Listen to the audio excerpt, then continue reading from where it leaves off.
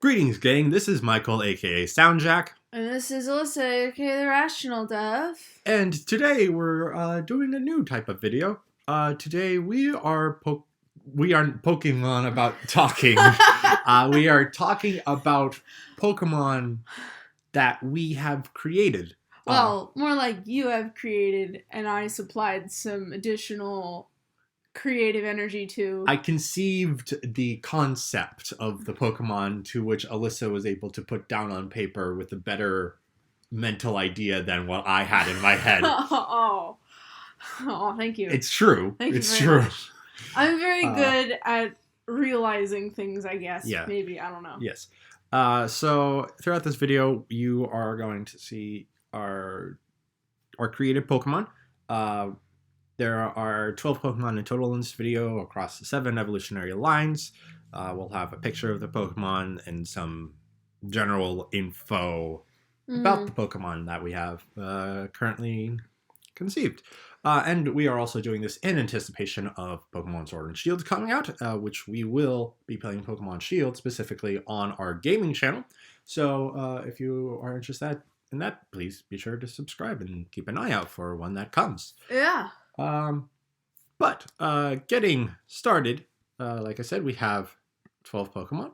And the first one is a 2-stage evolutionary family. They are Pubble and Dalmaqua, both of them based on Dalmatians that are water type, basically. But specifically looking at Pubble first, clearly water type, like I said, its species name I have is the Water Puppy Pokemon. The abilities it would have would either be Swift Swim, which boosts speed in the rain, or Water Bubble, which was previously the signature, which currently in the main Pokemon is the signature ability of Dewpider, which reduces fire damage and prevents burn, which makes sense as this line is tied to firefighting. And firefighters, though, with also, they would have the hidden ability Liquid Voice, because, fire trucks in there, woo, so they, they have the sirens. Yeah, they got That's the what sirens. They're called, the sirens. Yeah. And moves that Pubble specifically would learn would be Bubble, Water Gun, Bite, Tackle, Howl, kind of like, those like early Pokemon moves. In terms of Pokedex entries, would it learn what am I thinking of? Hydro Pump? Like, yes. If you were not to evolve it? Yeah, it would. I mean, okay. Like, it would, but I'm saying these are more moves that would be, like, for this Pokemon. No, I get it. Yeah. I just was wondering. No, yeah. Because I don't know, maybe it's like a spore on Shroomish situation where there's one move that this Pokemon learns in this evolutionary line, but it's only if you don't evolve the Pokemon until this level. No, as far as I've conceived, all of these Pokemon would, like, all of the pre-evolved forms would have similar move sets to the evolved form, except in one case. Oh, okay. But the pre-evolved form would not. Yeah. Anyway, there aren't any. It wouldn't be any moves exclusive to the pre-evolved form. Gotcha. Yeah. Okay. So, but like anything that would I also talk about when we get to Dalmaqua would also likely be moves that Pubble could learn. Gotcha. For Pokedex entries, it is the Pokedex entry. A popular pet, Pubble are companionable Pokemon. Younger Pubble need to be house-trained as their tails can leak water. They are infamous for covering their owners' furniture in drool. It's a young Pokemon, so stats, young first-stage Pokemon, pretty low, probably like 200s, something like that, base stat total. Name, it's, a puppy and a bubble. Yep. Bubble.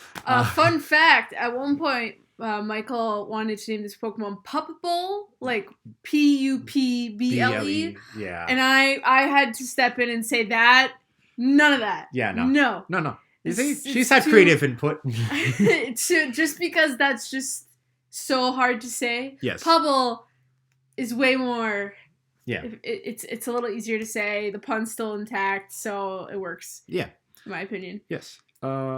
And on terms of the design specifically? Okay, so actually, it's kind of hard to talk about Pupple on its own because a lot of Pupples, like I designed Dalmaqua first, so a lot of how Pupple looks is based on Dalmaqua's design. But for now, basically, the original concept that Michael gave me was just a puppy with bubble spots or spots with bubbles on it. Yeah. So I was like, a lot of that was very that's so just a lot of the designs that I made, a lot of the things that Michael asked when it came to designing them visually were just these very basic ideas, and then I kind of was given rein to add things. Obviously, Michael had ultimate veto power in a lot of cases, but yeah. But most of the things I did were most of the additional stuff for me. So in order to make Pubble look a little bit more exciting, I just gave him floaties, because since he's, or it, I guess, it's still a puppy, still in training. It has little wings because he can't swim very well. Yeah. And then you can't see it in this photo because of the way the Pokemon's posed, but just so you know, the Pubble has a tail for a hose. Yeah. Or a hose for a tail, I mean. Yes. That's the other way around. Oh, yeah. But you'll see that in the Dalmaqua image. Yes. And so I think that's it on Pubble. Pubble's very simple. Pubble, so then... Oh, wait. Before we go on, I just wanted to note, you'll probably notice, so I do not know how to do... I'm very bad at digital art, so all of the photos you'll be seeing here were stuff that I made traditionally using paper, pen, ink, and stuff like that. I basically just used a pencil for the sketch. I outlined everything in ink Sharpie and then colored everything with a colored pencil. So, in case you're curious about why it looks how it is, that is how. No, yeah. But moving on to Dalmaqua. So Pubble would evolve in Dalmaqua by level. I'm not exactly sure of the exact level. I'm thinking somewhere between 18 and 22.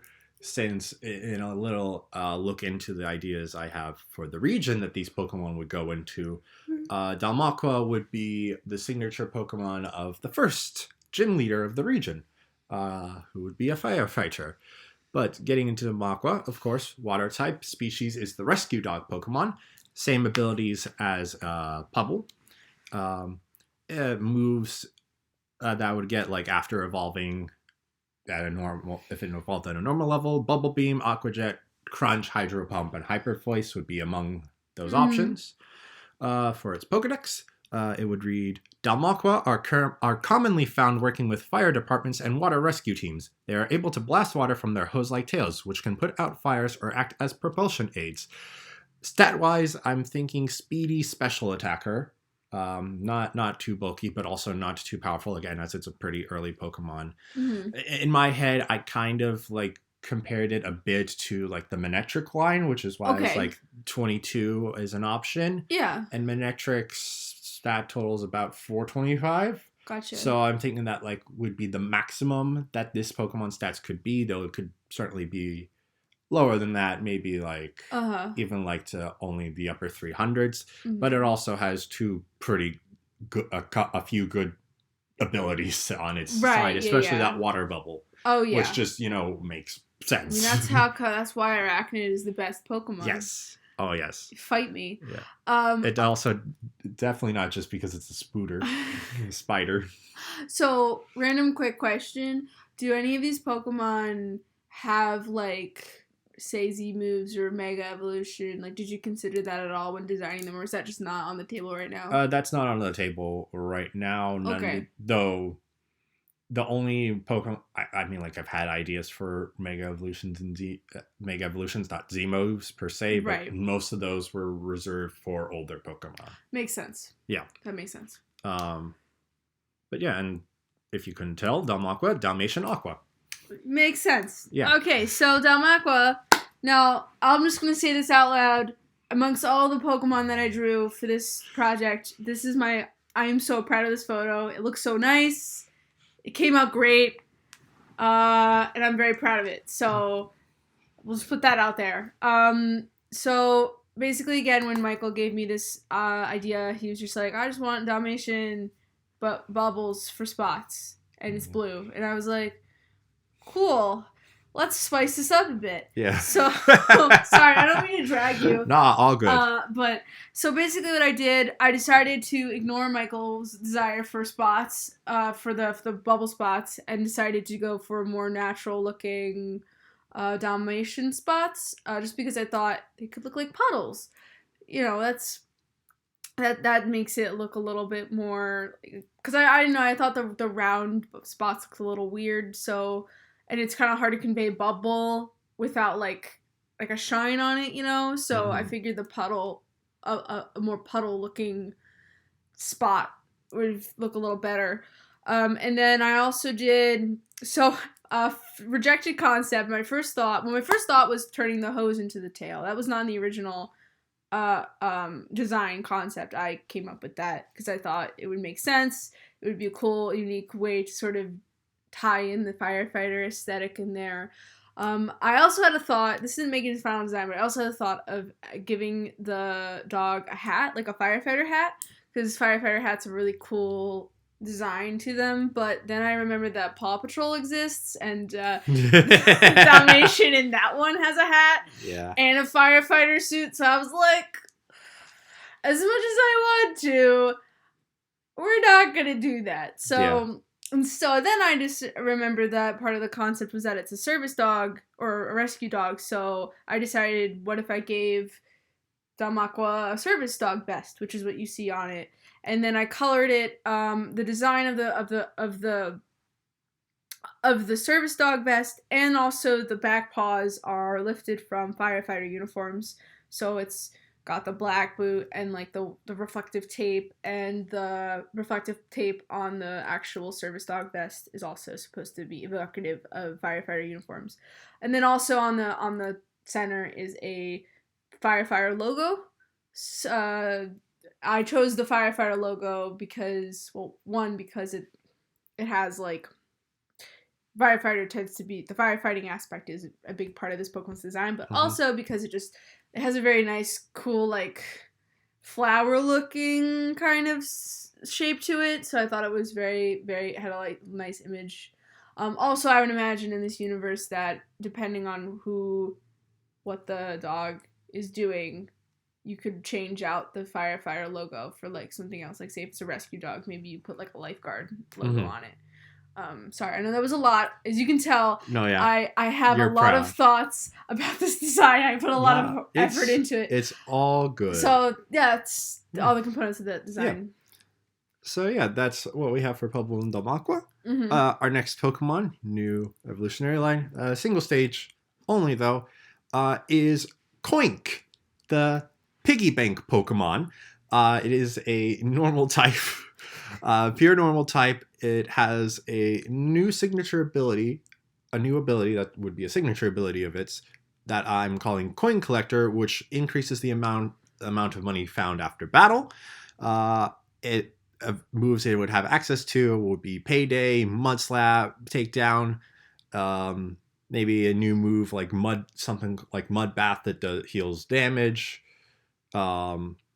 It would also though have a signature move called Bank Crash, which would be a normal type move, basically a slightly different takedown, which deals damage, causes recoil, but also drops 4 times more money than Payday would. So basically, if you want to break your bank, yes, you get a coin. Yes. Yeah, keep going. And then Pokedex entry. Found on farms, Koink enjoy collecting coins and stockpiling them. If it trusts someone, it will gladly give them its collected money. It bathes in mud to repair cracks on its skin. Stat-wise, also, it's just, it's a gimmick Pokemon if you couldn't tell. So it's just going to be like, one of those meh Pokemon, like decent enough attack defense, but probably like mid 300s most would be its base stat total. And if you couldn't figure out the name, it's Coin and Oink. I was honestly really proud when I thought of that name. I was just like, that's perfect. Oh my god. Didn't you tell me at one point that you literally, the whole impetus behind this design is literally just the pun? Like you just wanted to literalize the pun? Yes. Amazing, yeah.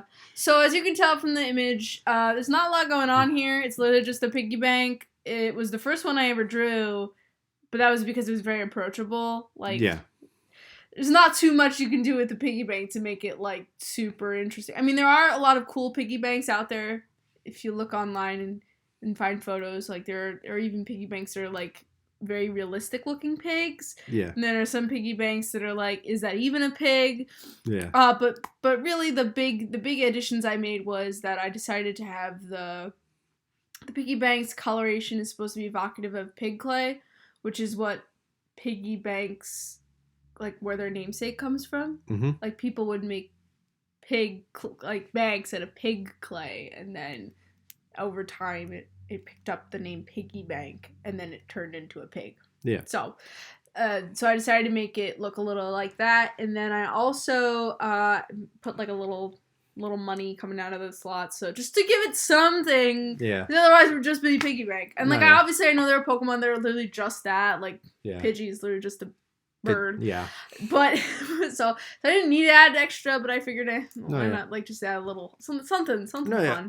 And I will say, when you brought up the fact that piggy banks were named after pig clay, I also will say I toyed around with possibly giving it a normal ground typing, but I felt like in this case, it wouldn't literally be made out of mud. Right. I just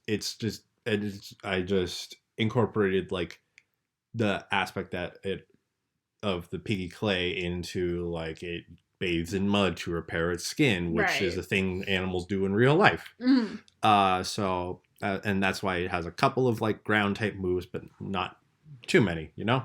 Right. It can use the ground, but it is not of the ground. Right. But yeah, so I think that was a fun little one. Yeah. Next one is also a very little one in terms of size. Yeah. This is Humnectar. It is the hummingbird Pokemon. It is a flying grass type, and I should probably read the Pokedex entries first before the other stuff. Right. Its Pokedex entry reads, though Humnectar are very small, they are incredibly fast due to the unique shape of their wings. They get most of their nutrients from the nectar of flowers. However, they prefer staying at the same flower and will fend off other Humnectar that encroaches on their territory. So yeah, it's basically a hummingbird in real life, and it's predominantly flying type because that's what hummingbirds are known to do. They fly, and they fly very fast. And I incorporated the grass type because I knew they were predominantly nectar feeders. While thinking about this, I want to say there's two categories of Pokemon designs involved in this video. One's from like when I was like Gen 4 was coming out, and I was like making my own Pokedex then. And like after a while, then I've designed some new Pokemon. So this is one of the ones that is a bit older in my head, because like originally I was just thinking hummingbird, 1 foot tall, like literally has a flower around its head. And that's all I had, really. Right. But regardless, ability-wise, speed boost, I feel like makes a lot of sense for a hummingbird. Yes. Attack-wise, it's going to be a physical attacker, very speedy, but also very frail.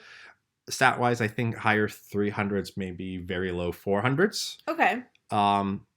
Move-wise, it's going to have, like I said, a lot of physical moves: Peck, Drill Peck, Petal Dance, Air Slash, Solar Blade, but also some very speedy moves: Agility. I wrote Agility twice down. Agility, Double it's Team. So fast. Agility, Double Team, also Quick Attack, of course. Yeah, it makes sense. Maybe even Swift. Yeah, maybe even Swift. Yeah. But yeah, and of course, Humnectar is hummingbird, and nectar, one word. Some of these names aren't the most creative, and I'll be honest, this one I was kind of trying to think if I could find something else that could work. The closest I got to just to try to find like an M word that would like be just, it would be more like hum whatever. Right. The closest I could get to was hum meadow, but I'm not sure if that would fit because they're mostly foresty Pokemon. They would be mostly in the forests, I think. You know, sometimes the basic thing is the best thing, you know? Yeah. Okay. So, design-wise, unfortunately, while I'm recording this, I'm actually not 100% certain on how the actual final design is going to end up, so whatever I say here might have to be cut out, or it might be different, but at least tell you what I know now. So I decided, since this is a bird, and since I actually did end up looking up different hummingbirds, and I ended up deciding to base this hummingbird's design loosely off of the ruby-throated hummingbird, which is a hummingbird that lives in our area, northeastern U.S. And I decided those hummingbirds have gender dimorphism. So the males have super bright plumage, while the females are more drab and have more camouflage in their feathers. So that's what I reflected here. There's a female that's grayer and browner, whereas the male is a bit more flashy. The only petal, so I kind of fiddled around with a lot of the design. Like the body shape itself is very easy for me to pin down, but I think the challenge for me here was sort of incorporating grass and like flowers into the actual Pokemon design while making it still recognizable as a hummingbird. At first I also toyed around with having its head be a flower, but it kind of looks weird, so I just kept it looking a little more birdy. And then instead I put like the ruby throated part of the bird, and I made it actual petals. And then I think the proudest, the most interesting, and for me, I think the best part of the design are the wings, which are supposed to be based off of maple tree seeds, since they have sort of that aerodynamic shape. Yeah, or in a more colloquial term, helicopter seeds. Yes, helicopter seeds. Yeah, we might put a photo of what they actually look like. But I figured that they had the kind of look that I wanted.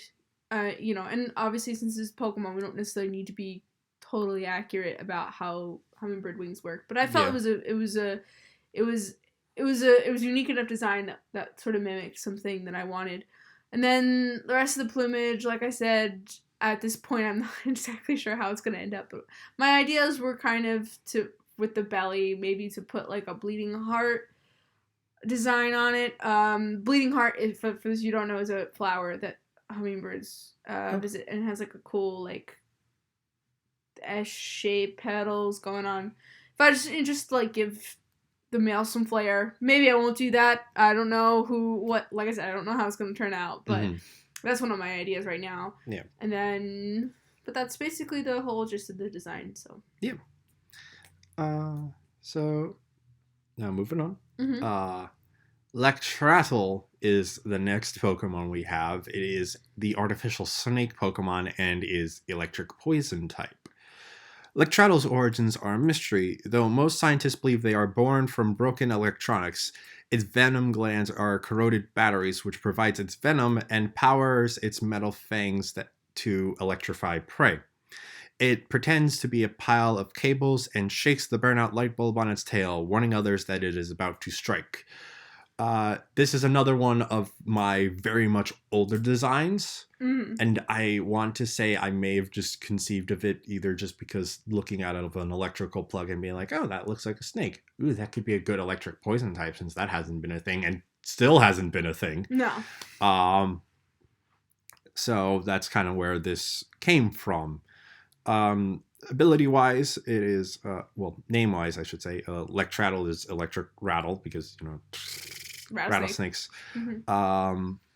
Ability, main abilities it would have would be Volt Absorb or Corrosion, which would be very interesting as it could be a bit more of a bulkier Pokemon than Salazzle. Salazzle. To maybe get a little more use out of it. Moves it would have would be Coil, Poison Fang, Thunder Fang, Wrap, Glare, Bite, Crunch. The common snake moves, but with the Thunder Fang particularly because, electric type. But it would have a new signature move called Venom Volt, which counts as both electric and poison type and would be able to either paralyze or poison the opponent. And just because both of these types have have a type that it cannot do damage to at all, if it were to attack a Pokemon with one of those types, it would deal half the damage it would normally and only count as that single type. Just so it's like it can't get completely bodied. With that move. But I think that's very interesting, and this one I feel like I had a more solid idea about how the designs should look, but it was very difficult for Alyssa to translate into a concept. But quickly, I just also want to say, like, stats wise, I have written down like it'd be a faster mixed attacker, but like I said, also bulkier. So it's like all of its stats are a bit more on the average side, but like probably the attack and the speed are a bit higher than the other stats, and special attack would probably be about the lowest, but still relatively decent. And since it would be a later encounterable Pokemon, and also an artificial Pokemon, I'm thinking higher 400s to even 500 for a base stat total for it. And all right, if you want to talk about the design. So, it's really funny when Michael presented this one to me, I was like, oh, that's like easy. Like, it's just like wires kind of have the body shape of a snake. It's not going to be that hard. I mean, first I had to decide whether or not Michael wanted something that was like a snake that looks like a plug, or a plug that looks like a snake. And he wanted the plug that looks like a snake, which I think is really where my troubles began. Yeah. Because if it had been a snake that looked like a plug, then I could have at least... I probably would have had a little bit more freedom. Because I was thinking, like, if it was that, former, then I might have, like... Because it doesn't really look much like a rattlesnake, like how actual rattlesnakes look. Actual rattlesnakes are very thick. Like, in their... Yeah. The tube is a lot thicker than a cable or a cord. So I was thinking that it maybe to make it look like it was that thick, I would actually have it have zip ties around at certain points to make like a bunch of like cables tied together. I thought that would look really cool, but that's not what happened. So the actual body. So actually, I used images of like your basic extension cord as sort of the how the snake is sort of wound up. At first, the tail was gonna look more like an actual rattlesnake's tail with like the segments, and then each segment would be a light bulb. But then I decided that it would look a little bit more cooler and be easier on my heart. Yeah. If it was just one big light bulb that was like maybe a little flame shaped, just to make it look a little more dangerous than just a round one. And I got the idea for it having a rattlesnake-like tail with like how like burnt out light bulbs, the filament will shake and rattle inside the bulb. Yeah, so yeah. And that worked out. The real sticking point, the real problem was the head. That was, at first I was only using references for a 2-pronged plug. So that made it a little difficult because 2-pronged plugs have like they're thin. The actual like wide part of the plug is thin, and then there's like a rectangular bit of plastic that sort of covers the plug. So like I guess just to prevent like electricity from like coming out, it's like a protective thing. And it was just so hard for me to figure out how does it see if there's this big rectangle around it? Like, do I poke holes in it? Do I just remove it? I don't know what's going on. Yeah. I tried to put its eyes, like, on the side, but it was too wide. If I put it on the top of its head, it looks more like an alligator and less like a snake.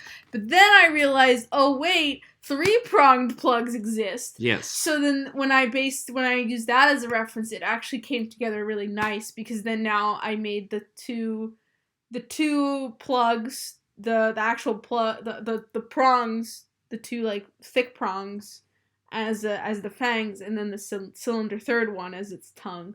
So that really came together really well. And since there isn't that like square protective part on the plug, I didn't have to worry about where to put the eyes because it could see. Yeah. Now, I'm sure if you probably noticed, these plugs are the North American versions of plugs. Yeah. I'm certain in other regions, if they exist, they would, in my mind, be however your plugs look, wherever countries you are.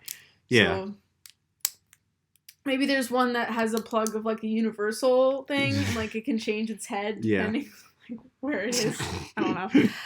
But I will say that was a struggle. I mean, most of it was a struggle just because I forgot about things. Yeah. And I didn't do as much research as I should have. But I eventually figured it out. So it kind of came together pretty well. I'm very pleased with how it came out. Thank you. Yeah. Oh, I also put some I also have some frayed wiring in there, and then also some battery acid along the thing to sort of indicate the poisoning. Yes. The poison parts of it. But next up, I'm going to say is probably my favorite concept. Favorite concept for you, worst for me to draw, but we'll get there. Yeah. This is actually a 3 Pokemon member family. The base stage is called Mascare, but has a split evolution into either Comediani or Tragedim. Starting with Mascare, it is the Mask Pokemon, and it is a pure Ghost type. Mascare are so commonly found around old theaters that many people believe they are the spirits of deceased actors. They can speak human languages, but are only able to remember a few lines of rehearsed dialogue at a time. So, concept for it, clearly the mask of comedy and tragedy, as well as spirits and jesters, a bit in this one. It's going to be more apparent in the evolved forms. But this is a thing I felt like there's a ghost type I feel like could very well happen at some point, because I've also been very on the nose with thinking of concepts for ghost type Pokemon, because straight up I had a 3-stage evolution of basically what became Chandelure and a 2-stage grass ghost pumpkin. Then the pumpkins had different forms. Yeah. and with fire attacks, and I'm like, yes, I have been vindicated. But in this one specifically, the base stage is a split mask, the happy and the sad. Stat wise and power wise, its hidden ability its regular ability would be illusion, as it is an actor, so it could create an illusion. And and the Pokedex mentioned about being able to learn dialogue. Sometimes in very desperate theaters, they may use them as like actual people on the stage, and they can create illusions to look like a person and help put on the story. Move wise, and then also a hidden ability, new ability called Acoustics, which increases damage from sound based moves. Move wise, it would have Astonish, Echoed Voice, Confuse Ray, Shadow Sneak, Nightshade. Those earlier ghost type moves. Honestly, stat wise, also honestly kind of average first stage stats. Low 300s would probably be the highest. Yeah, but it's going to be very roughly similar, right? Just because of the split evolution nature of the family. Yes. And do you want to talk about Mascare first? Sure. How? Well, okay. So the actual design itself is very simple looking, and really the mask part was probably the easiest part for me, because I was like, there are a lot of references online, and it's a very simple concept to draw. It was actually the rest of the spirit that was a little bit of a weird thing, because it's a spirit, right? Yeah. There's not a lot of references for that kind of thing, and you can kind of make it look however you wanted it to. So we eventually landed on this kind of not bedsheet ghost, but sort of evocative of that. And it kind of leans a little bit with Ghastly in the sense that it's supposed to be very wispy. I tried my best to make it look wispy in the drawing, but I don't know how well that came out. Yeah. I don't know. I think Michael had such a very specific idea of what he wanted that I didn't really add too much to this one. It was basically the only thing that was added, I can't remember if it was you recommended it or I thought about it later on, was having the strings come down from the side of the mask. Oh, yeah, instead of being tied. Yeah. Yeah, I don't know who did that, but I do think that makes it look a little better, because it's kind of like, well, if it's a spirit, it doesn't need to tie it. Well, I mean, even in my original concept, I didn't even have the ties. Oh, okay. I was just like a spirit, like if Yamask was literally just wearing a mask that just stuck on its face, or its face is the mask. Right. So but it's very basic design. Oh, and name-wise, Masked and Scare, though there's also a slight pun on mascara, because that's a common makeup used by theater people, and I just find that funny. I know. It's truly not where the name would come from, but I just find it funny. So Comediani, Mascare, has 2 evolutions. Its first evolution evolves by using the Shiny Stone, and is Comediani, a ghost fairy type Pokemon that is known as the comedy Pokemon. Comediani have a reputation of bringing joy to anyone that watches it perform. Though a skilled comedic performer, it has great difficulty portraying other emotions.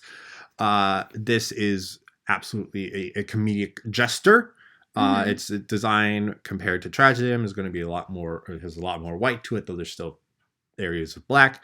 Yeah. Because it still keeps things. Its face is now the full mask of comedy. Mm-hmm. It has a crook, a very thinking comedic stuff. Yeah, you know, like how in older cartoons, like the crook, the hook will come out when there's a comedian that's like just doing a horrible job and pulls them off the stage. Yes. That's what this is all about.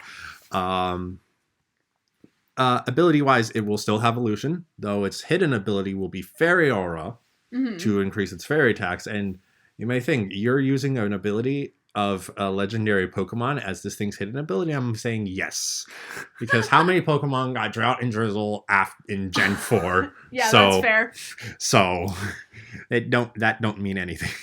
But move wise, it would have like more. This evolution is much more of a fast special attacker, with both of their stats being mid upper 400s. Yeah. Move wise, disarming voice, shadow ball, hyper voice, draining kiss, dazzling gleam, and the signature move, because both Comediani and Treasure have signature moves. Comediani is called comedic timing. The thing about this, though, I'm not like fully set on what its effect is.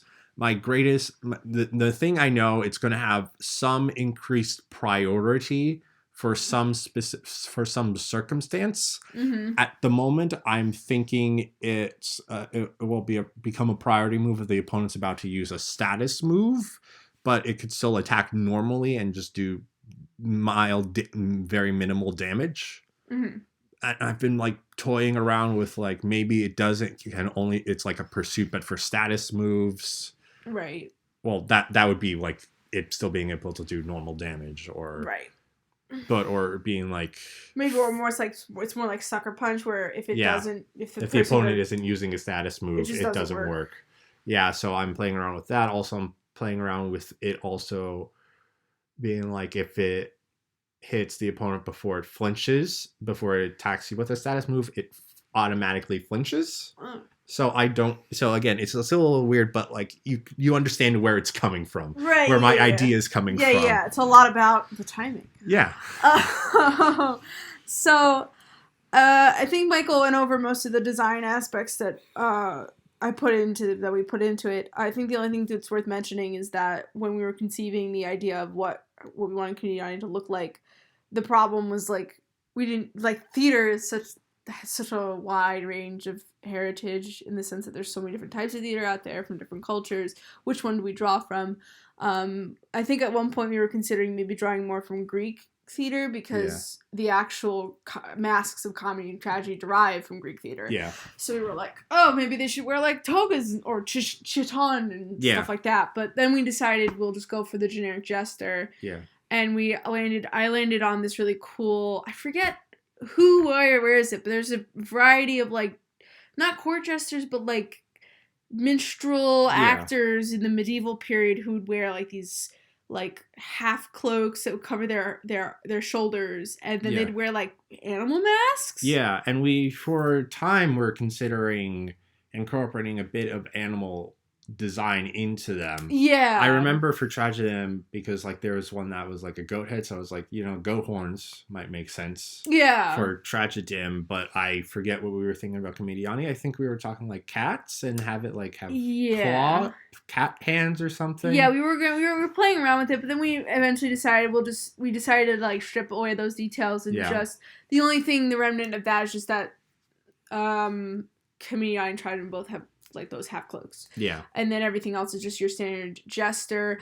I don't like these drawings, but that's just because I highly doubt myself when it comes to drawing anything that looks vaguely human. Yeah. So if they look really weird, I know they do. Yeah. So that I'm very painfully aware. Yeah. The only thing I will mention is that because they're still spirits, I didn't want them to look too human. Yeah. So I gave them kind of like, their arms and limbs are supposed to look kind of flimsy and floppy. Yeah.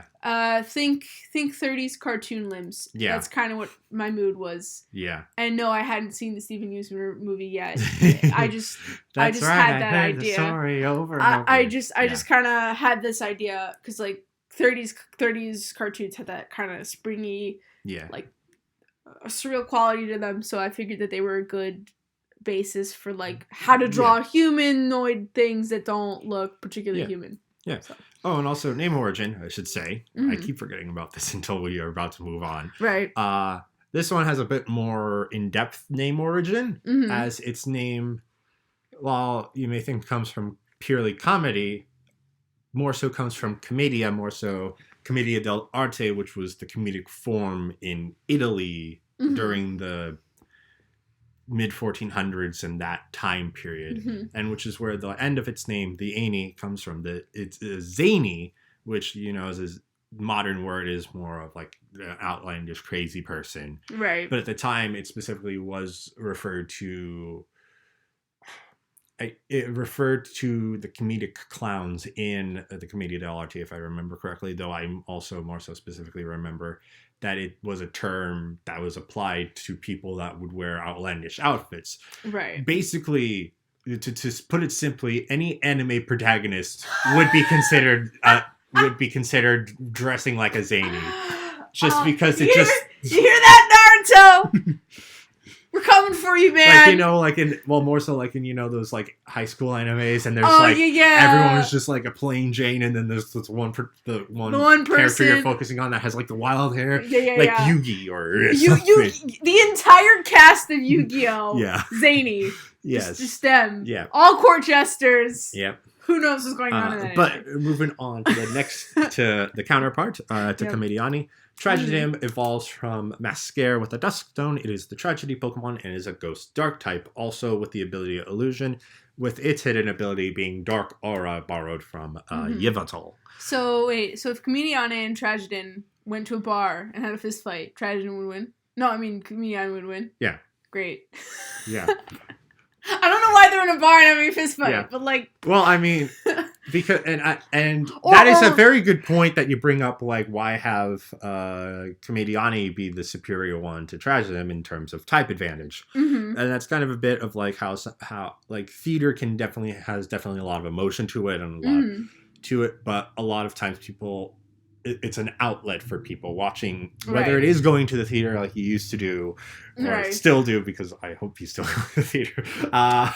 Or if you're binge watching Stranger Things on Netflix. Or that, or whatever media you're taking, it's a form of escape and it tries to help you. Right. Like, there's certainly media you go to because it is dark and tragic and whatnot, but a lot of people go to it as an outlet to try to overcome grief and darker emotions, which is why I kind of did that. Oh, I didn't know there was any deeper thoughts to that. Yeah. I thought you were just going, well, dark 'cause sad and fairy 'cause happy. I thought, not that I doubted your abilities, I was just thinking that was just, I didn't think there's anything more to that, but. No, yeah. Okay, that's really cool. Though, however, I mean, Tragedium has a lot more offensive capabilities. Right, so maybe he would beat Comediani in a bar, in a fist fight. Yeah, because also like happiness can erode away a lot easier than it is to overcome tragedy. But more specific details about the Pokemon. Tragedium is the embodiment of tragedy. Any audience member that has seen it perform has wept due to its depressing aura. It is believed that there has never been a happy Tragedium. That is such a sad Pokedex entry. Look, like, I think, like, part of me is like, come on, man, did you have to write that? But then I remembered that, like, Palisand and Drifblim exist. And I'm like, okay, this is fine. This is pretty par for the course when it comes to the ghost types. And the reason why I also gave them those hidden abilities of Dark Aura and Fairy Aura, because, like, a thing with theater, that also resonates with me personally, is, like, I'm not so much of a spiritualist or whatnot, but like the main thing that I feel like there is like some type of aura that happens because there are people that can just, like, you know, tell how a person's feeling without them saying anything, and you just get the feeling, and that happens a lot through the stage, and I feel like that's a very important for actors to do that. So that's why I gave to them as hidden ability. Look, theater's my thing. I overthought these Pokemon to the extreme. They might as well be actors in their own 2-person play. Yeah, precisely. It's the point. Yeah. I know that's the point. But again, back to the specifics of the Pokemon. moves that Trajan, it would be a much more bulky physical attacker and have a different stat layout from Comediani, but have the same base stat total. Makes sense. Move-wise, it would get Sucker Punch, Feint Attack, Phantom Force, those kinds of more physical moves. Would it get Perish Song? Quite possibly. Ooh, that's a very good idea. That seems like a Trajan move. Yeah. Perish Song. Yeah. And it would also have a signature move called Tragic Ending. And this one I was also playing around with, and I though this one I'm a bit more confident on the final, what the move does. It'd be a very high damage dealing dark type move that would have deal major recoil damage. So we're talking like a head crash kind of recoil damage? Yeah, head crash kind of recoil damage. Damn. And every time I think of this move, I just keep thinking about the end of Hamlet. Where like, oh, I've been poisoned and I'm dead. Now you're dead. Or I don't know. I don't.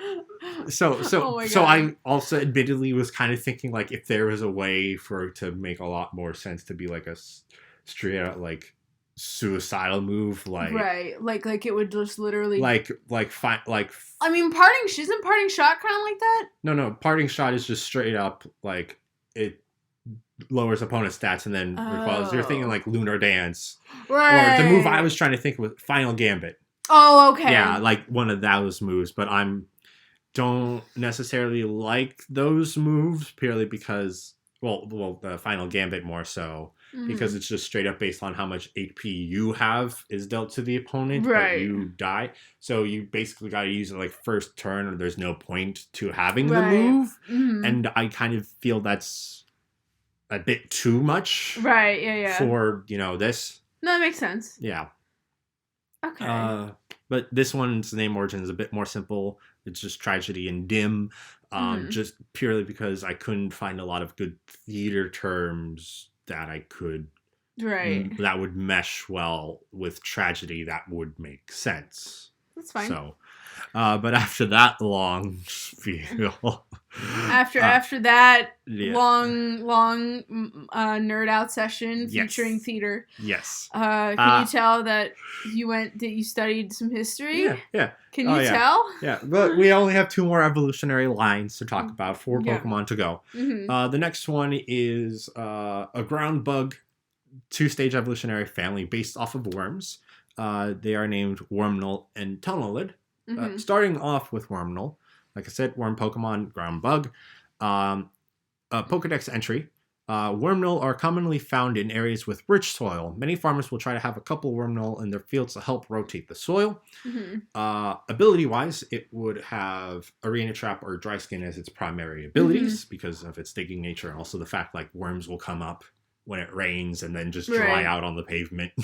Oof, yeah. And then I'm not fully certain if it's a hidden ability, but I'm just going to like give it an unaware because I feel like that makes sense a bit for worms. Yeah. Because like sometimes they'll just be on the end of fishing hooks and they're like, oh, I'm just here and then fish. Oh boy. Move wise, dig, rototiller, bug bite, bulldoze seems very on par for it. Though it will also get a new move. It would not be exclusive to it, but a new move called Burrow, which is a status move that increases its speed stat by 1 stage, but would also allows the user to use dig in 1 turn as long as it remains on the battlefield. Makes sense. Which I just think, makes sense because like you're burrowing like tunnels and you're making it more efficient for you to move and as well as easier to make those tunnels to dig up. No, that makes sense. So yeah. Stat wise, it's a bug type. It's not the Route 1 bug, but it's, most bugs are kind of found relatively early on. So this would be like 200s bug type. This isn't like Volcarona. Yeah. No, this ain't no Volcarona. But this is probably this one's probably a bit closer to being on par with like some of the Unova bugs. Right. Or some of those kind of powerful Pokemon. Right. Like Araquanid. I'm sorry. Yeah. Yeah. But name, worm, tunnel. Pretty obvious, yeah. Yeah. And go ahead about the design because this one I was very Yeah, you were basically like, so I'm thinking an earthworm, but it has eyes, and I was like, I mean, I guess we could do something like that, but I mean, I didn't know if I'd ever come up with a Pyukumuku like kind of thing. So I decided I don't think it has eyes. No, I don't have the pictures in front of me, so that's why I don't think we gave it like some. I think we gave it some form of indentation that could be eyes construed as eyes, but it's not. But they don't have like eyes. Like it's not like going to like have eyeballs or blink at you, but like you can tell like this is the front. Right, and the. In order to make it look a little bit more interesting, I decided to give it. Originally, I tried to give it rototiller blades. For those of you who don't know, rototiller is a machine that helps till the soil. And they have really cool, like, kind of weird looking blades, but they're very hard to draw. So I ended up, instead of doing that, I decided just to make it just like I have a corkscrew blade around it. Yeah. That sort of indicates that it would be helpful with tilling the soil. Yeah. And I feel like that is something like you can just have a tiller that looks like that and just roll it around. But I wasn't able to find evidence of it. Maybe I just made it up. Yeah, I mean, all of the rototillers I've ever seen, it's been like either spikes, but it's always at like weird angles. So. But I mean, it also gives off the impression of a bit of a drill with this. Yeah, and like again. It works with the evolution a bit more. And it was a lot easier for me to draw. Yeah. So that's Wormnal. And then moving on to Tunnelid. It is also a ground bug type. It is also the worm Pokemon. Pokedex. Tunnelid can eat twice its weight in dirt and has impressive digging speed. Oh no, it have because Tunnelid plural, right? Oh yes. Tunnelids. Yeah, Tunnelid can eat twice its weight in dirt and have impressive digging speed. Some burrows left behind by this Pokemon have been used as tunnels to get through mountains. So that probably indicates how big this thing is. Yeah, this thing is a large. He's a honker. Yeah, I haven't. He's a big chungus. For this, I didn't write down heights or weights or anything because I'm not fully certain on those. But this would be a very large Pokemon. Is in part why it's one of those like stronger Unova bug Pokemon. Right, yeah. Evolve. I have written down on my notes right now level 28, but I'm thinking maybe even like 30 or 32, just because it's.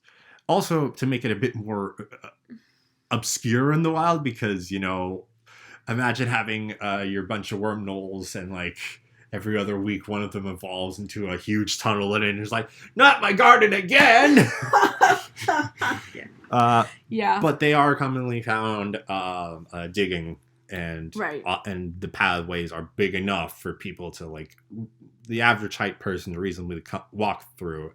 Right. Maybe someone like me who is at 6'4" may have to duck a little bit, but I won't have to crawl through the tunnel per se. Right. Because that's how big these things are.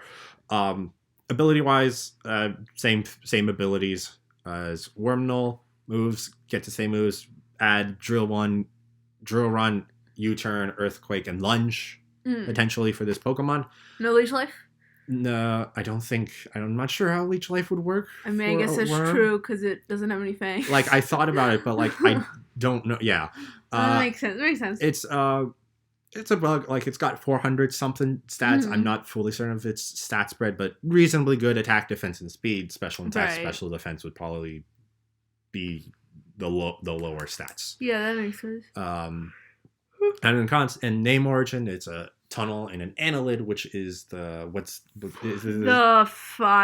The phylum that worms belong to. Pretty sure it's phylum. Yeah, it's the classification of worms, and somehow I might be wrong about that though. And this one specifically, more so, I did have a greater idea of it being a drill type thing.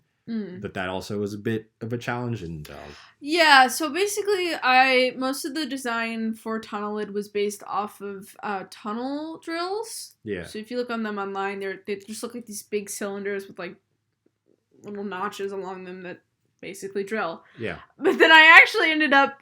So I looked at those and I thought that they were like the little strange. So then I decided to look up the tunnel driller from Labyrinth, the 1987-8 movie starring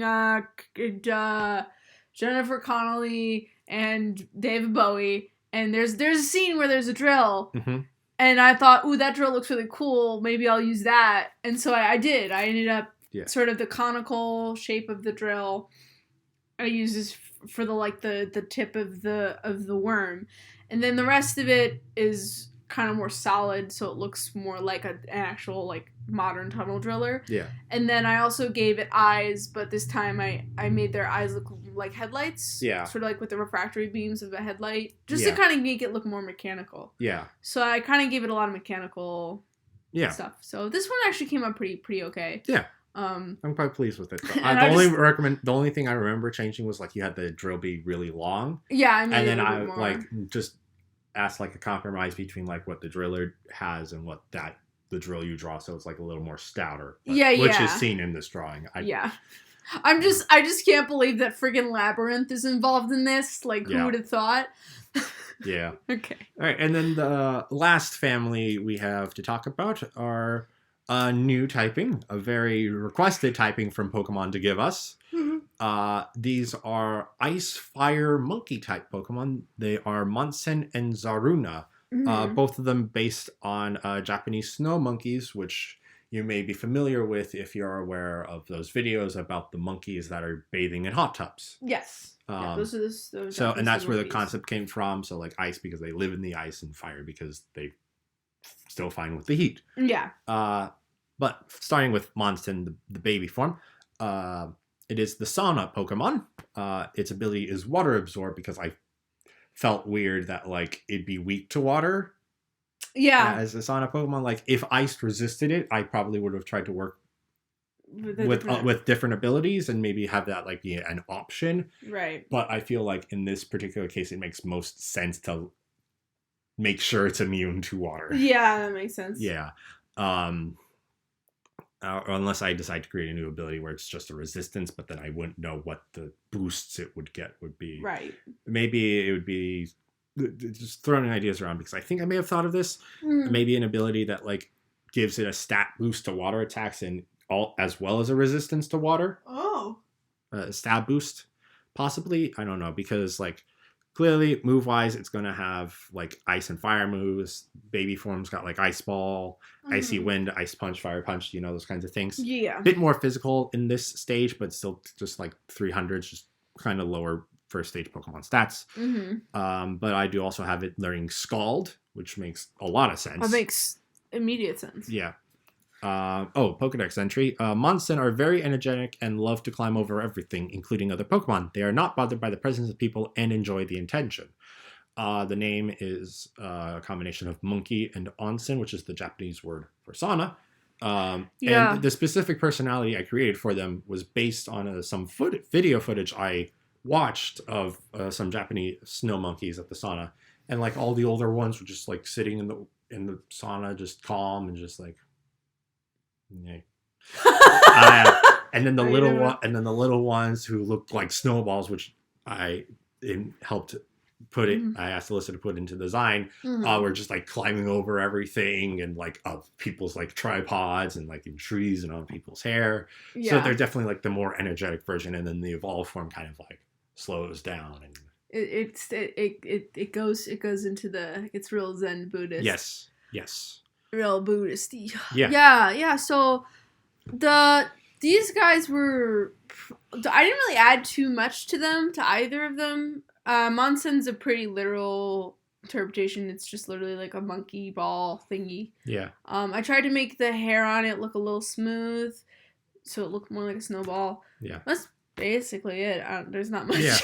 It looks a lot like a snow monkey. And if I remember correctly, the design has, I'm not sure if the Monsen had this, but like the face and the hands and the feet are red and there's steam coming off of them. Yes, yeah. Mm-hmm. That's in both of them. Okay. And then Zaruna is also the sauna Pokemon, also has the ability to water absorb. Zaruna are more relaxed in their pre-evolution, preferring to spend most of the days in naturally occurring hot springs. Despite that, they are more than capable of surviving the freezing temperatures where they live. Yes. Evolution-wise, it evolves from Monsen around level 42, I'm thinking. It's, an ice type. It'd be found later in the game. Ice types tend to have higher evolutionary requirements. Yeah. And I mentioned that the pre-evolved form has more physical attacks just because it's got more energy. But when it evolves, I feel like it could be a bit mixed, but with a little more emphasis on the special side and get moves like more special-based moves like Scald, Ice Beam, Flamethrower, and also have Calm Mind. Right. For that kind of a thing. and also be fairly bulky and thinking of stats like lower 500s for it. Right, yeah. So stat-wise, right now, I think this is the highest stat Pokemon we have designed. And its name is Zaru, Japanese for monkey, and Sana. And design-wise? So, again, really, it's basically just... I looked at a lot of images of the Japanese snow monkeys. I tried to make its beard, like the hair around its face, kind of look a little icicly, like there's ice on it. And then I also wanted to do something a little different, so I gave it earmuffs and a hand muffler.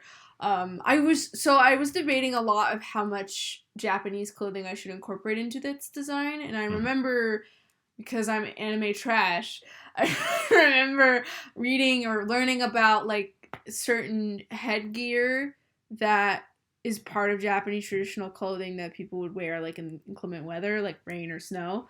But I was unable to find like a verification that that was a thing. And so I decided I would just be lame-o and like just do a simple earmuffs and a muffler.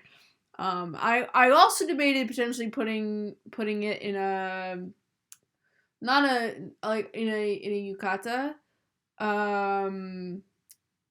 Yukata is this winter one, right? So I don't know. Kimono I think is a summer wear, and yukata I think is like winter wear. Winter wear, but like that might be wrong. So like don't listen to me. But then I don't know, I decided I wasn't really feeling it. I think, and I mean I know that a lot of the more Japanese oriented Pokemon, and considering that this is made by a Japanese company, really the only Pokemon that have like any big clothing references are Snorunt and Frostlass. And that's mostly just because Frostlass mostly because, well actually no, Mawile has the what are they, Kafude, the pants? Those I feel like those are more pronounced in the Mega Evolution though. Yeah, like Mawile and Frostlass both have Japanese looking clothing. Yeah. Especially like Frostlass has the kimono, which makes sense because it's a reference to the Yuki-onna. But I don't know, not a lot of the other, like, I don't know. It just didn't look right to me. I felt like putting it in like in a yukata kind of trimmed the profile in a way I wasn't happy with, so I went for just like a thing, and then I had steam coming out of those events to make it look like, you know, add that sauna element to it. Yeah. So I don't know, I might change something about Zaruna's design between now and before this video goes up, so the image might be a little different, but that's kind of what my thought process was right now. Yeah, so that's the 12 Pokemon. Yeah. Okay, questions though. Yes. Okay, who would you can only pick one of these evolutionary lines. Which Pokemon do you pick on your team? Mascara. I knew it! I knew it! Who would you pick? Oh, who would I pick? Oh boy. I mean, I guess it depends on what my starter is.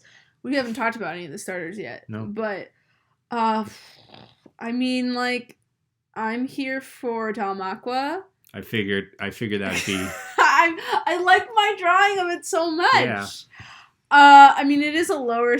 like, Dalmaqua I'm here for. I'm also here... for Electrile too, just because that was a triumph of me fighting against my demons and then coming out on top. So but yeah, those are the ones that I'm most attached to at the moment. But yeah, so those were just 12 Pokemon. Again, we were doing this because Sword and Shield are coming out. I had all of these ideas and I kind of wanted to put them out there, and since I now have a strong medium to do so, I decided to do that. Yeah. But I have plenty more designs. He has so many. I have like over 200, I think. I'm going to be drawing so much. Yeah. But if you're interested, if you liked what you saw here, please make sure to like, comment, share, subscribe, all of that good stuff. Yeah. But please, if you did really like this video, please, and I know I say like every YouTuber says like, comment, share, subscribe, but please, especially in this case, if you did really like it, do that stuff. Let us know that you are interested and you want to see more, and we'll do more if there is a strong demand for it. Yeah, exactly. Because like I said, there's so many Pokemon. We mentioned starters. I already mentioned that I already have a design idea that Dumako will be the signature Pokemon of the first gym. Like, I even have a region for these Pokemon to live in. He has a whole thing. I have a whole thing. He has a whole thing. I have a whole thing. There's a lot we can do. Maybe if I get better at people, I could draw the gym leaders. Yeah. But that would be like a stretch to your goal. No, Because people are so hard. But yeah, please, so yeah. Oh boy. So, like I said, do all the common YouTube stuff to help support the channel, and let us know if you're interested in more of this. If you want more of me, you can check me on Twitter, Instagram, and YouTube at Soundjack426. And you can check me out on Twitter at therationaldove. And also make sure to tune in to RDSJ Gaming to make sure you catch when we start our Pokemon Shield playthrough. Yes, we're hoping to have it published the Monday after it comes out, because we don't get review copies. Yeah, no. So sad face. Yeah. But that's all we have to say. So thanks for tuning in. This is Soundjack and Melissa signing off. Bye. Cool. How do you feel about that?